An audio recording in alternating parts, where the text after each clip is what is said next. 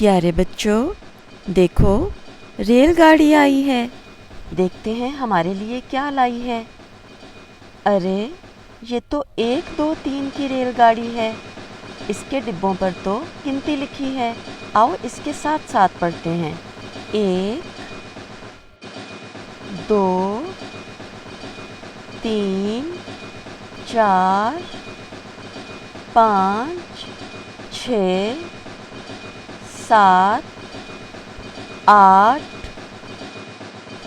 9 10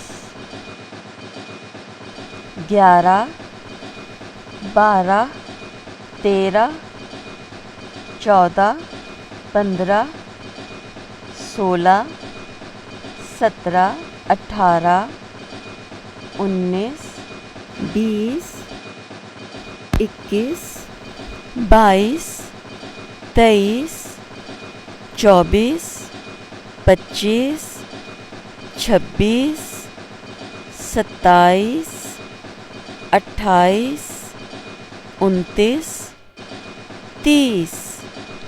इस रेलगाड़ी में 30 डिब्बे हैं।